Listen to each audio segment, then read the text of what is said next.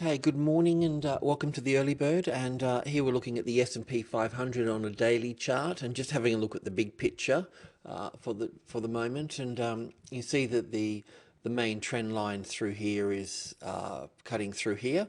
So we're a fair way off the trend line as such. Sure, there is smaller trend lines within here, but normally trend lines get broken.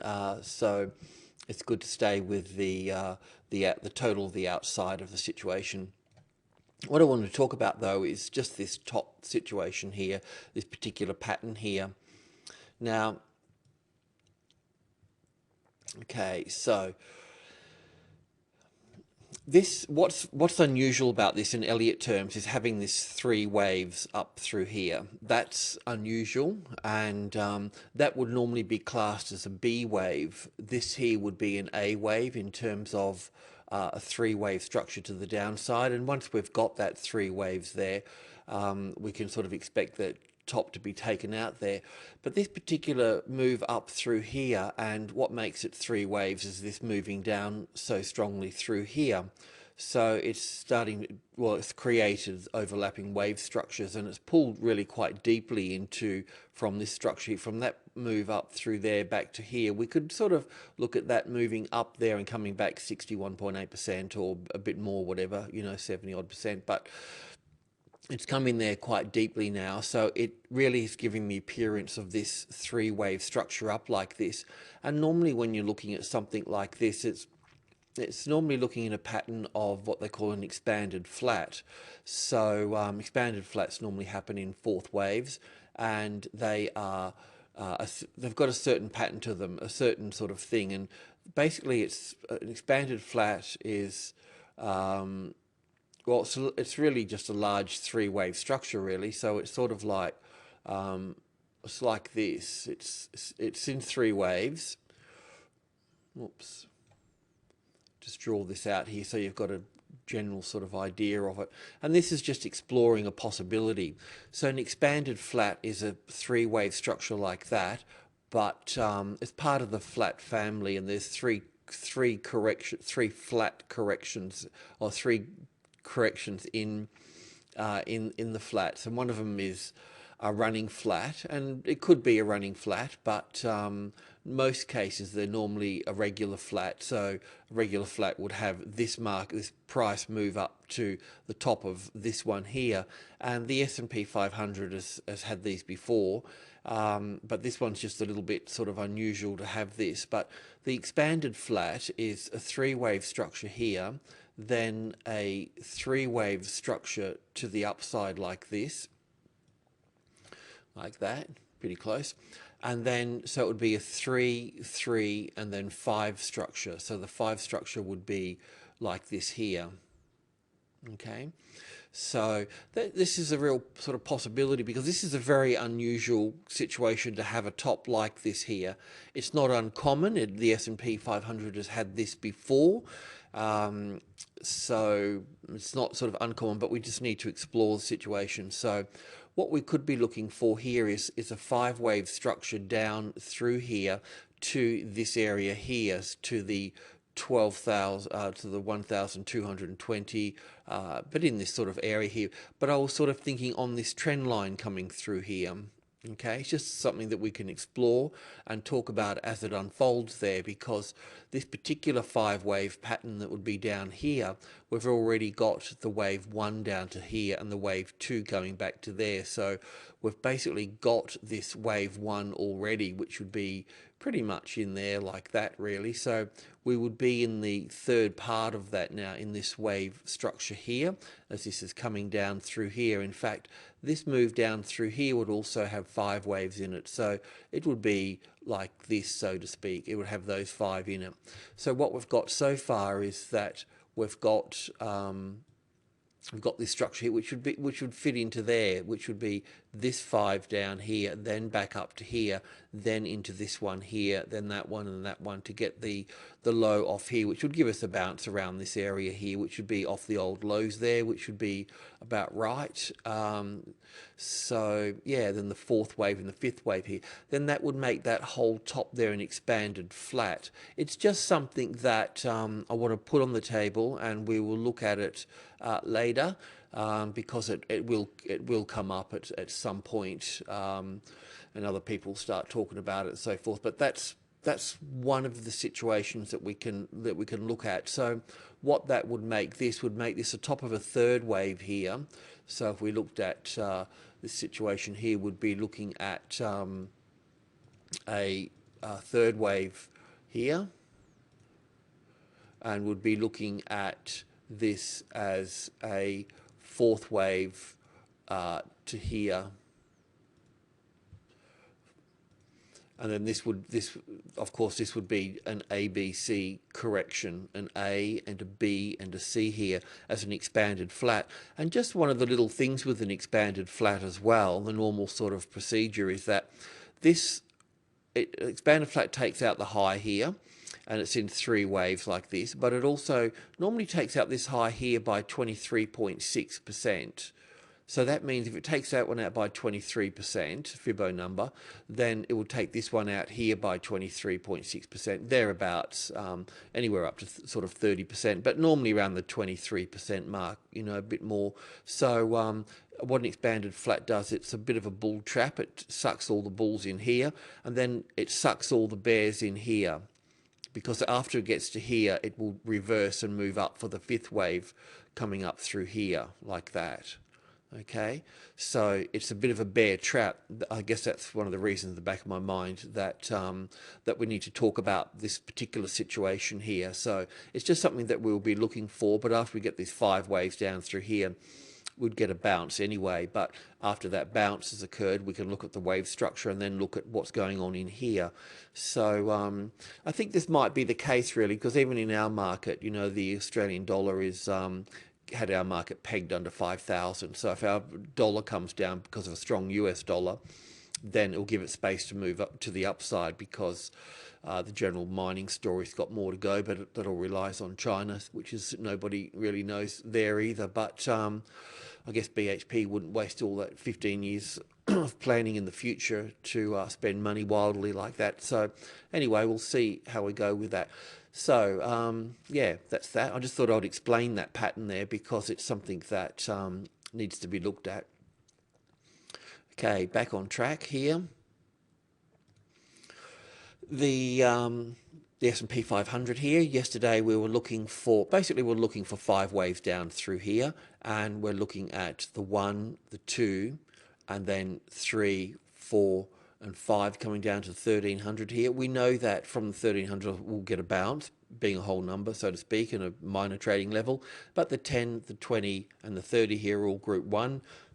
And now that the price has slipped under the pivot point, the center of group 1, subgroup 1, then it really becomes part of the 1300 here. So as you can see, that's retested there and it's failing there. We'll see how we go with that, but it hasn't rejected it yet, but it's certainly looking like it is being rejected there because of the first failing, and then we get the second one here, but the second one's on the close, so that's not really fair, but we'll see that. It does appear there'll be 5 waves down through here, retest here, we'll get 5 waves from here down to here. We'll see how we go with that.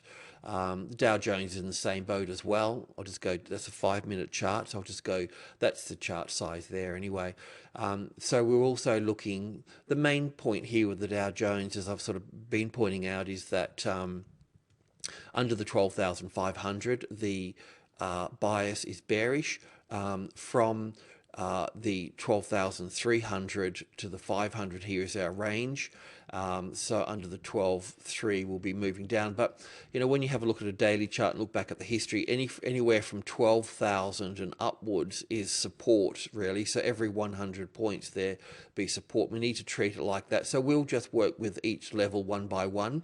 And at the moment we're dealing with 12,400, which is starting to become retested as resistance there. If we look here, we can see that that's being, really tested there, so naturally you would be on the short side of that market with a stop above that, and when you get to the 12.3 you'd be taking the money off the table then. So we're looking at this being strong third wave coming down through here, which is the 3, the 4 here from yesterday is obviously over here now, and we'll look for the 5 waves to come down here. So just at a rough guess here, there'd probably be 5 waves in here, down for 1, back for 2, down for 3, back for 4, and down for 5 here.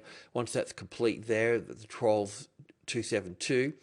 72 number, but it's got the 72 number carries a bit of weight. It's a bit like the 772. The 272 there carries the same sort of weight, and we'll see a bounce from here. So just be careful about getting trapped in here with that situation there. And yeah, the FTSE and our market's pretty much the same as well. I'll just go to the FTSE first. So the FTSE, we've been looking at 5 waves coming down. Gaps normally occur in the third wave, and we can see a mighty gap here. So essentially we've got down for wave 1, back for 2, and then we've got wave 3 coming down all the way down to here, nice and long and strong. So we've got in the third wave, we've got down for 1, back for 2. This is the third of a third in here, and then the fourth and the fifth. So we were looking yesterday at this being a fourth wave into here, and we'll look for a fifth wave down through here as well, in line with US markets. And speaking of being in line, we will look at the same for, this is the SPY here as well. Yesterday we were looking at this particular structure coming down from 772 here, and also in working out the 5 wave structure coming down as well. And I was thinking that I was looking at this particular structure here as being like this, basically finished here, but I don't think that's the case. I think that 4th wave could be there, but what sort of, and the 5th wave coming down here. But what I'm not quite sure of here is that this structure looks quite positive here, I have to say. And what I mean by that is that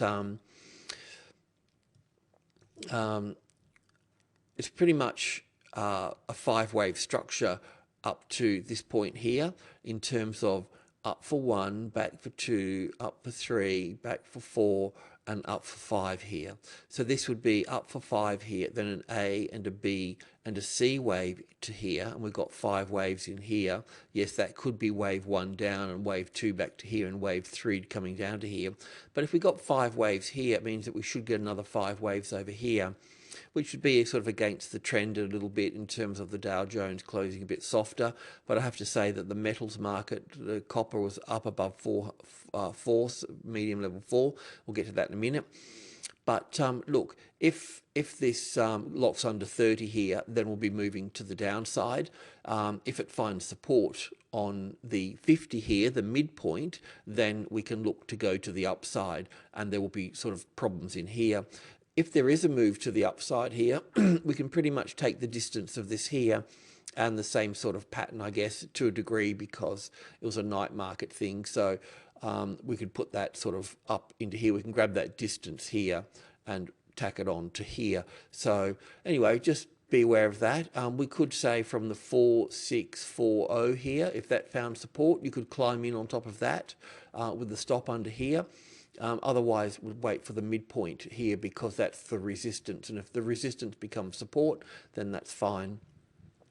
So, yeah, all I'm pointing out is this little structure here seems to be positive to the upside. So just be aware of that and look for that. And we'll probably get a lead from, well, BHP in the US was up, I need to double check, but 1% or something.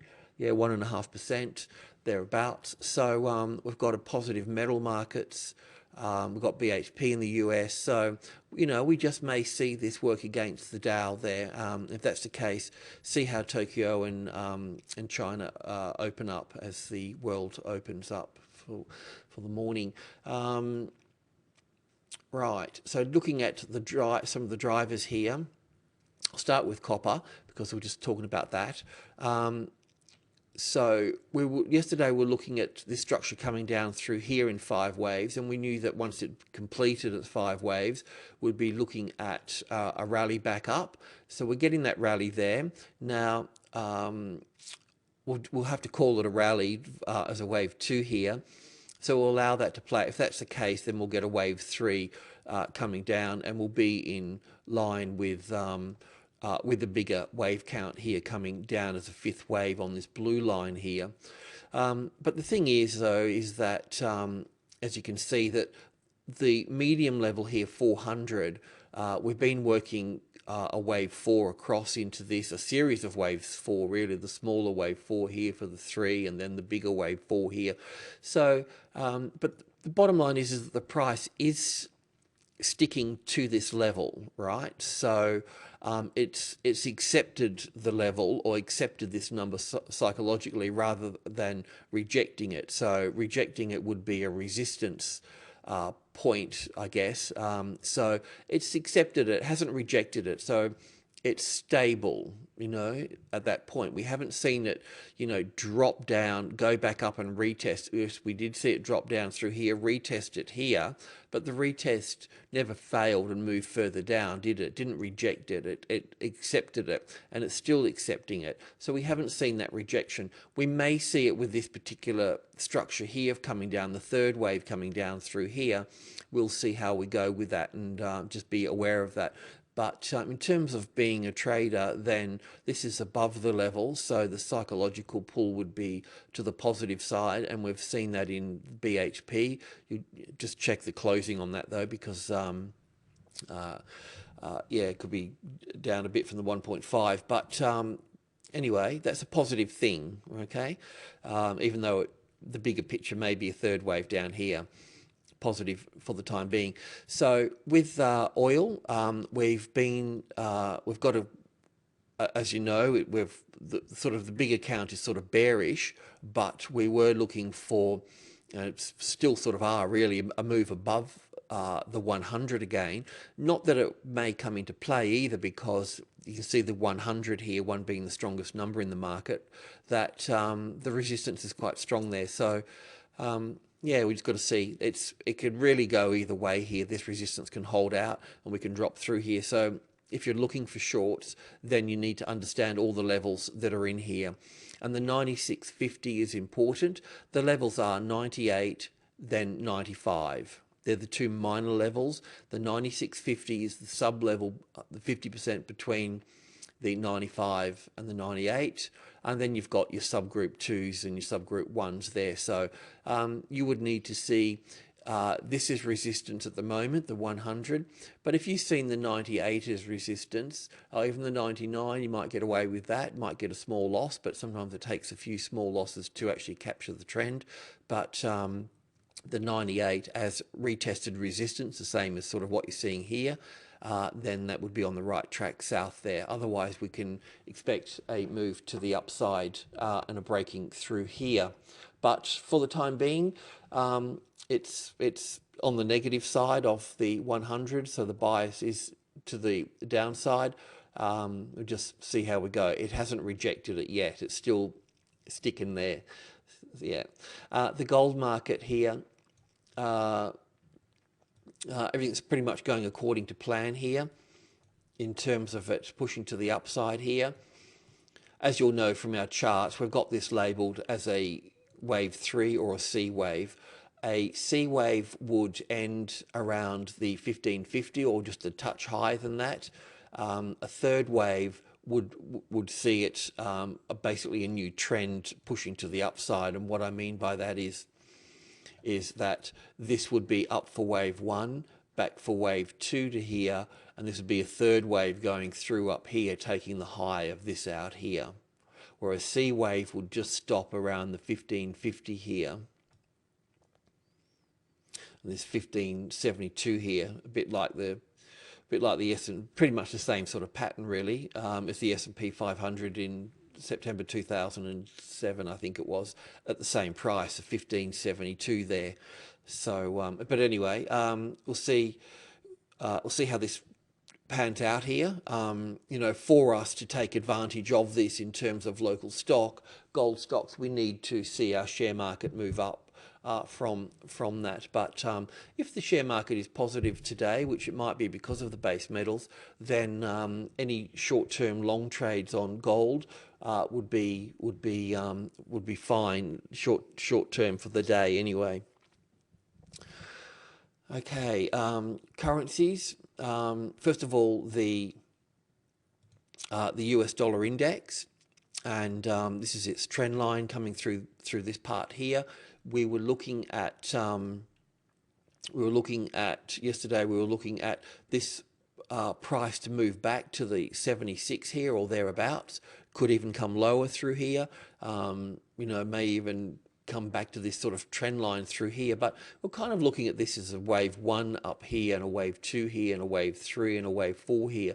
If this wave 4 comes back over the top of this one or this one here in this low area here, then we've got something else going on, some sort of bigger corrective pattern, but not a good look anyway. So let's just see, this looks corrective coming down through here. We should get support around this area here, in here at the max, and then a push up through here. So if this pushes up through here now, then that's going to push the euro down, isn't it? And that's what we're kind of looking at, and also to place pressure on the Australian dollar as well. So looking at the euro first as a mirror image, as that was pulling back, this is pulling up through here. So we're pretty much looking at this is a corrective rally. Where will it finish? Not sure. That will depend on the US dollar index as well, but a reasonable possibility around where it is. So looking at this area here on a 2-minute chart, just to give you a feel for it, we can see that couple first things here. We can see that this level here, the 4072 here, is the support. And what I mean by that is you can see the market's come up and hit it as resistance, then it's come back and checked it as support here. So that's the key situation here. This hasn't really established, the 141 here hasn't really established itself as a support yet. Yeah. And now that looking at this here, if this is 141, and then we've got group 1, which would be 10, 20, and 30 here. So on top of 30, whether that may be in here, then if we found support on top of the 30 here, then it would separate itself from this 141 here. So it hasn't, and it's all a part of this level here. If 141 becomes the resistance here, yep, then you can look to short that and look to add under here, because that's the key support level through here. We are getting this, looks like a 5-wave structure to the downside there. So that would be a bearish situation. You see that 1, 2, 3, 4, and 5 here. So after we get 5 waves, we'll get an A and a B and a C wave, probably back up here somewhere. But after that, if it locks under here, then you can short it. So 5 waves down, 3 waves back, and then another 5 coming down through here to lower ground. So look for this as resistance. Sure, you could try your luck early in the piece with it, but just remember that you'd have to keep the stop sort of above up here somewhere, because after this 5 waves, there'll be a 3-wave rally there. Same with our local market as well, the Australian dollar as well. So we've got that rally coming up. We're looking for that as a wave 2 or wave 4 to this point here. So that's fine. We don't know if this is the top here yet, because this is all sort of overlapping wave structures coming up through here, so it's corrective. It should push down. But what we can see here is we can see a couple of things that need to be pointed out. Is that this is group 2 here, the 65, 72, and the 80. So that's the resistance area here. Okay, so if the price found support on the 72, because the center of group 2 here is the pivot, if that found support, then you can go long from that stage there, from that point there. If this 50 here, from here on in, if this 50 became, the midpoint here became resistance, then you can look to short that in line with the US dollar pushing higher during the day.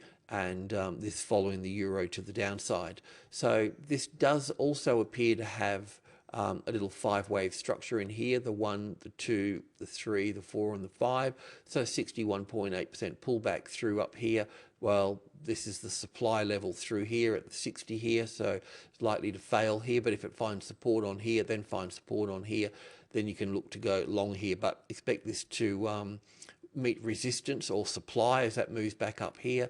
These whatever pinned that here would be moving down through to these levels here shortly. But for safety, under the 50 as resistance would be the short. Resistance means that once that pull through like that, the breakthrough, the retest here, if the retest fails and it rolls over from there, then that's when you short it from that point. So failed retest from that point there. If the 72 becomes support, then you want to be long at that stage there. Okay, that's it basically. Yeah, so just sort of recapping that a little bit with the indices here. The Dow Jones and most of the other markets as well, we're looking for one more little 5-wave structure down, probably the 1, 2, 3, 4, 5 down to this point here, then a bounce, and that would line up with the S&P 500, the FTSE, probably the Nasdaq, because that lines up with the SPY. Quite close relationship there. Yeah, so we're looking for a bounce, and it will probably come from on the Dow at the 272 300 area in here somewhere. Okay, good morning and good luck.